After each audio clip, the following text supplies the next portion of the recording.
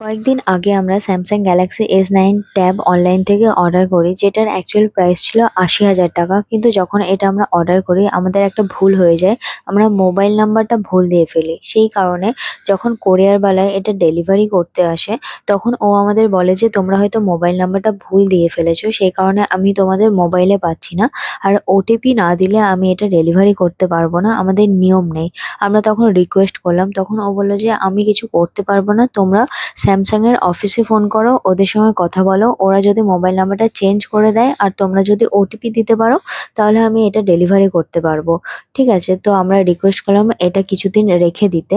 ঠিক আছে, তারপর আমরা অফিসে ফোন করলাম, ওরা বললো যে আমরা কিছু করতে পারবো না, মোবাইল নাম্বার চেঞ্জ হবে না, তোমরা এটা ক্যান্সেল করে দিতে পারো, তারপরে অর্ডার করতে পারো, আর এটা ক্যান্সেলেশন চার্জ লাগবে 10%। তখন আমাদের মাথায় হাত। তো তখন আমার বর সঙ্গে সঙ্গে বেরিয়ে গেল ওই যে কোরিয়ার অফিসটা আছে ওখানে, তো ওদের সঙ্গে কথা বলতে আর রিকোয়েস্ট করতে। তারপরে কি হয়েছিল সেটা একটা ইতিহাস, তো তোমরা শোনো, তোমাদের ভালো লাগবে। ট্যাব लेने के लिए এসব দেখনা পড়া नहीं বাংলায় বলো, বাংলায় বলো। ও দিচ্ছিলই না।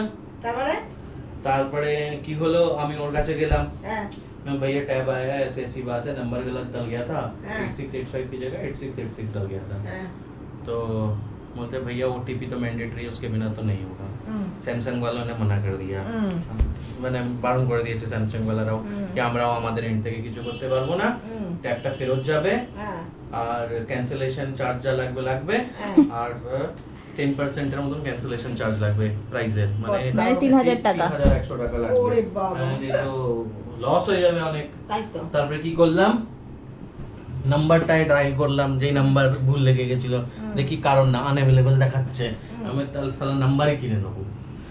গেলাম वोडाफोन सेंटर, এই তো নিয়ে গেছিলাম, मैं ये नंबर चाहिए, बोलते ये स्पेसिफिक नंबर चाहिए, बस यही चाहिए, मैं हाँ यही चाहिए, बोलते क्यों, আমি বললাম এমন এমন ব্যাপার, ওকে পুরো কাহিনী বললাম।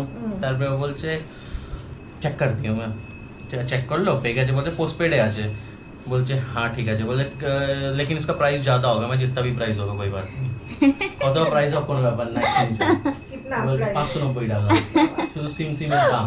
ও তো ইচ্ছা করে নিয়েছে না না ও লেখা ছিল, আমি দেখেছি ওর সিস্টেমে লেখা ছিল, স্যার ইয়ে দেখো। তারপরে আমি বললাম কোনো ব্যাপার না দিয়ে দাও, তো করালাম, অ্যাক্টিভেট হয়ে গেল সঙ্গে সঙ্গে। তারপর বললো স্যার मैं समझ सकती हूँ, আমি আপনাকে 300 টাকা রিফান্ড করে দিচ্ছি। 300 টাকা রিফান্ড করে দিয়ে 290 টাকা পড়লো, আর এই ট্যাবের মধ্যেই ঢুকি তো সিমটা এ নাও, এবারে এই সব সরাও, এবারে ভালো করে ভিডিও করো। বাবা কোথায় গেল, কাঁদে ডাকো, ও আসছে দাও এসব সরাও, ভালো করে ভিডিও করবে। হ্যাঁ, ये देखो अभी तक हमने खोल কেন বলো তো, যদি কিছু খারাপ আমি খারাপ ওই বেরোয়, দিকে যাই তো এই যদি